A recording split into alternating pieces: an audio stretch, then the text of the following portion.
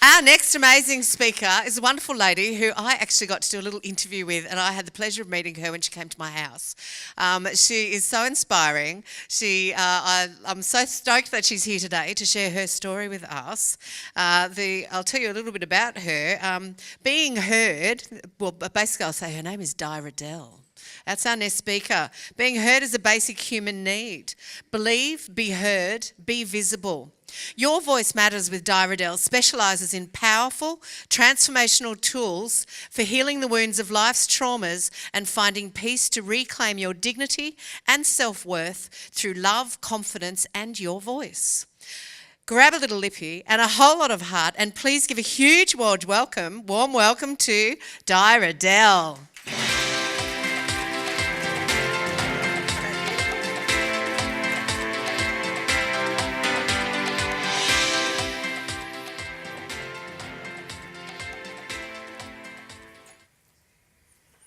Today, I have an awesome life, but that was not always my story. Through pain, I learned forgiveness, love, and just getting on with it. You may be wondering, why would we want to talk about this? You might be in a position where you've had your voice suppressed for a variety of reasons. Mine came through grief and loss, but it doesn't matter what the suppression was. The tools for moving forward are exactly the same. I'm going to share something today, and that's my heart, quite precious, but it's going to show you that you don't have to live that journey of pain. It's not unusual when life's traumas hit us for our life to unravel, but it's also necessary to know that you can step forward and make a difference and live a wonderful life. When you start sharing your story after you've had deep trauma, quite often you're still speaking from a point of pain, and I was doing that.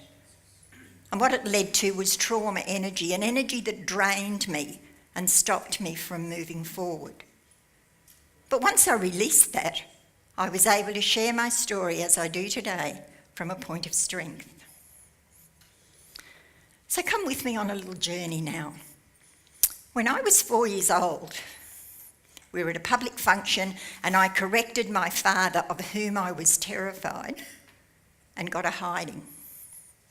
From that moment, I made the decision that it wasn't safe to speak up and what I had to say wasn't important. I carried that underlying belief for decades. So I grew up in a violent alcoholic household. My father told me I was stupid, useless and worthless and not worth educating. I was a sad, unhappy, frightened child with no self-confidence, no self-esteem and no self-worth. Moving on then into my teenage years, my escape was on Saturday afternoons. I used to go to my girlfriends and we'd get all dressed up to go to the dance on Saturday night. So this particular night, there I was in my green gingham dress, scoop neckline, little puffy sleeves, cinched waistline, flared skirt, beautiful rope petticoats and bobby socks and shiny shoes. I thought I was the bee's knees.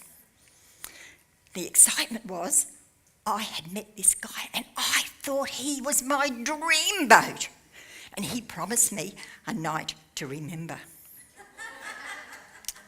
My naive 15-year-old self thought that meant a drive to the park, a peck on the cheek, look at the moon and then go home. But I heard a noise.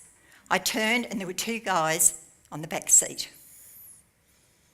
They ignored my screams to stop, stop, stop, and told me if I opened my mouth, they would come back and finish me off.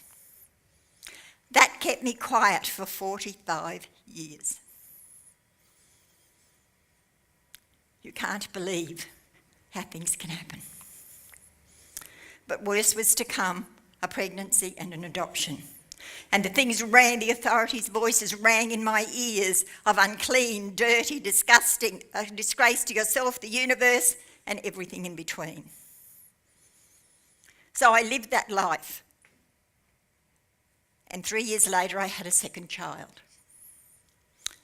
My self-worth was so low. Go nursing, they said, get out of society's way, because no decent man will want me. So I did. And I became officious and efficient.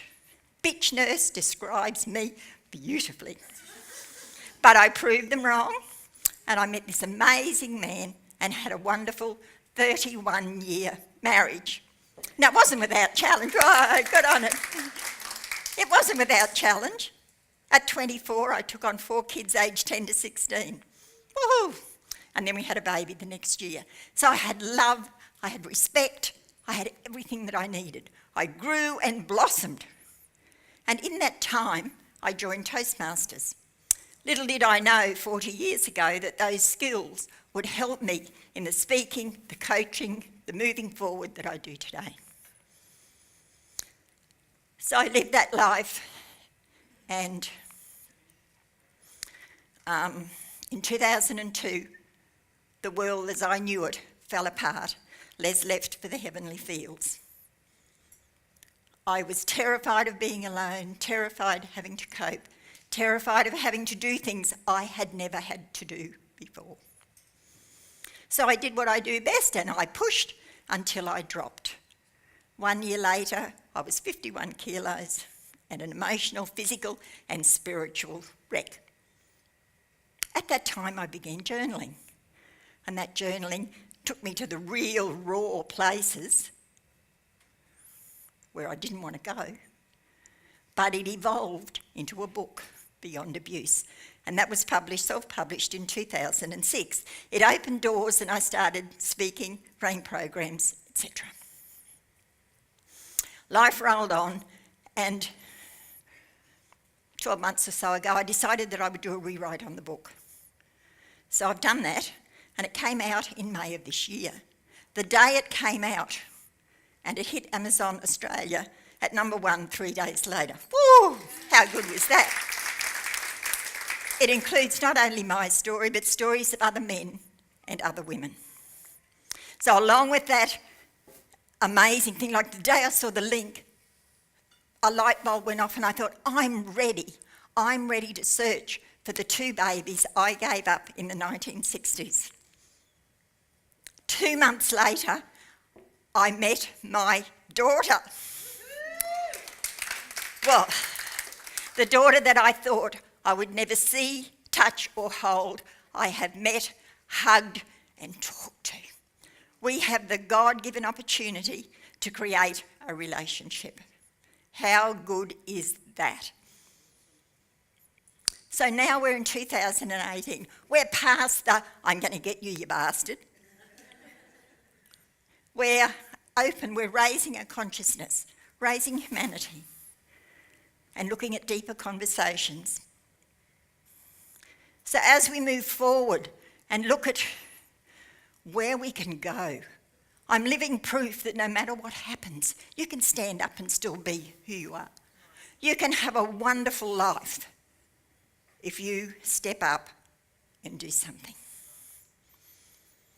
So there were 3 things that helped me enormously: forgiveness, confidence, and love.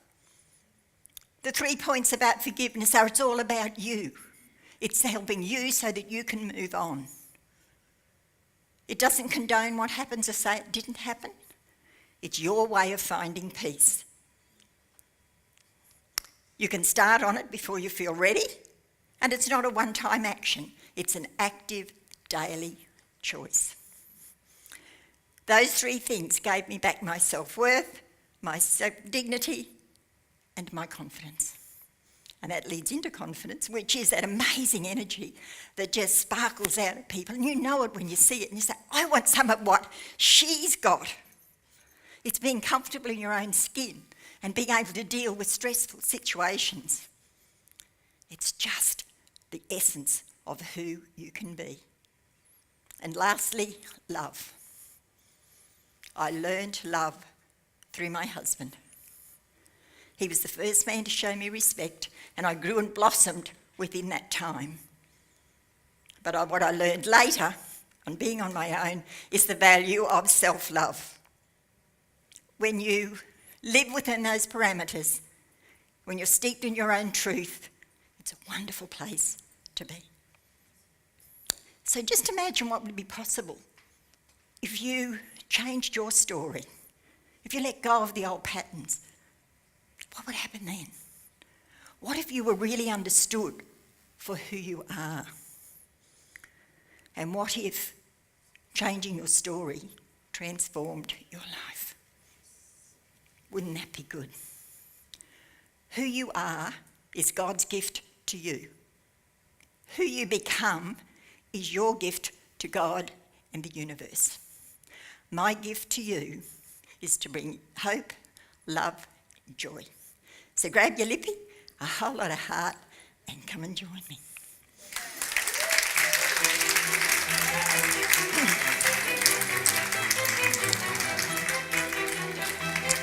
Wow, Di, I have tears in my eyes.